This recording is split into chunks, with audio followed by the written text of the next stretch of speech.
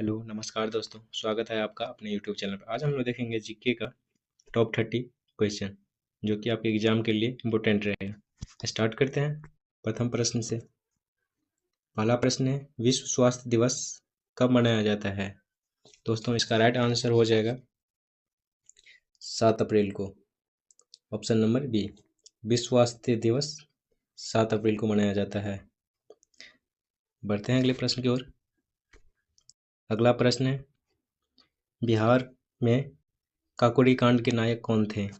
दोस्तों इसका right answer हो जाएगा option number C, Ram Prasad Bismil. बढ़ते हैं अगले प्रश्न की ओर।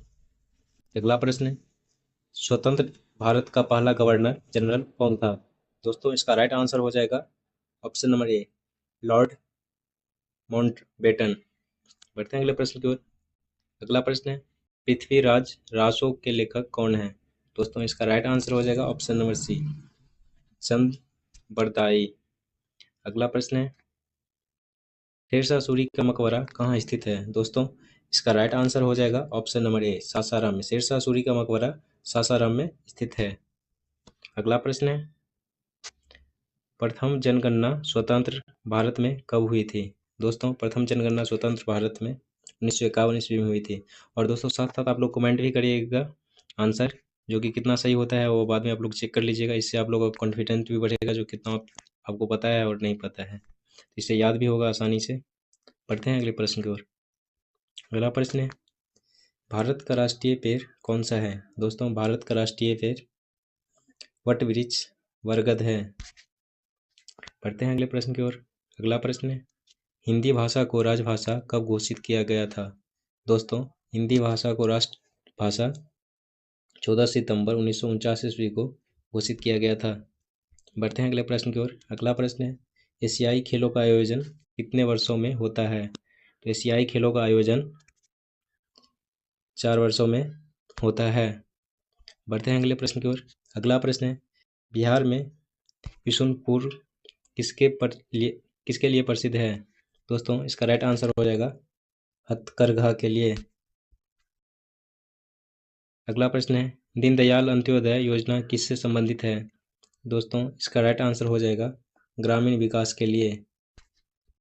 अगला प्रश्न है, वायसराय लॉर्ड कर्जन ने भारत में क्यों शुरू किया था? दोस्तों क्या शुरू किया था?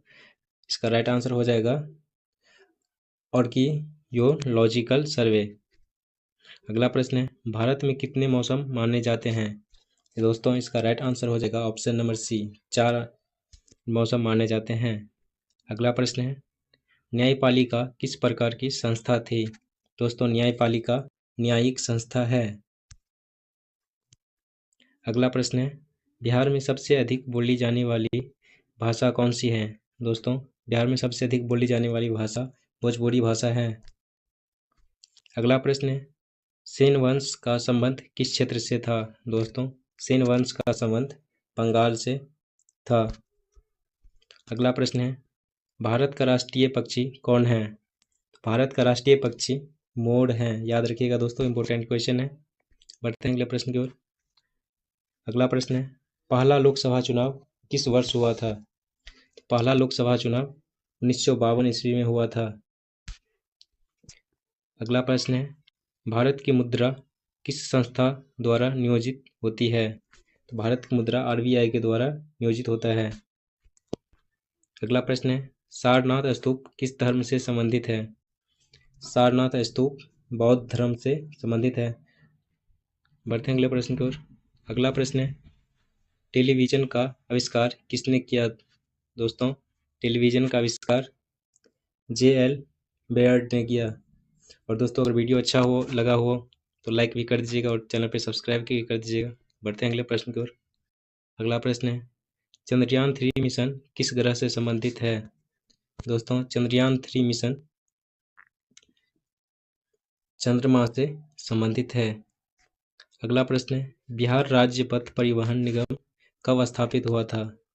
दोस्तों इसका राइट आंसर हो जाएगा ऑप्शन नंबर बी, 1959 ईस्वी को।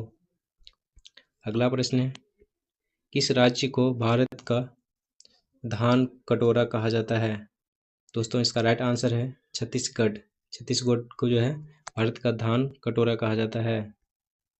अगला प्रश्न है, भारत में कुल कितने उच्च न्यायालय हैं 2024 तक? दोस्तों इसका राइट आंसर हो जाएगा 25।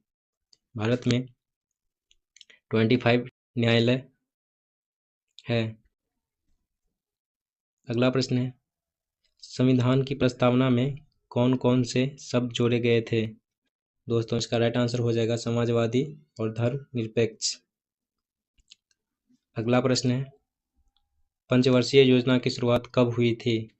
दोस्तों पंचवर्षीय योजना की शुरुआत 1951 ईस्वी में हुई थी।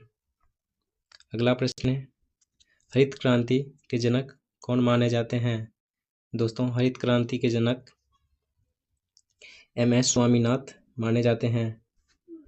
बढ़ते हैं अगले प्रश्न की ओर। अगला प्रश्न है, स्वतंत्र भारत में प्रथम राज्यपाल कौन बने थे? दोस्तों स्वतंत्र भारत में प्रथम राज्यपाल सी राजगोपालाचारी बने थे। बढ़ते हैं अगले प्रश्न की ओर। अगला प्रश्न है, पटना का प्राचीन नाम क्या था? दोस्तों पटना का प्राचीन नाम पाटलिपुत्र था। आज के लिए इतना ही, फिर मिलेंगे हम लोग नेक्स्ट वीडियो में।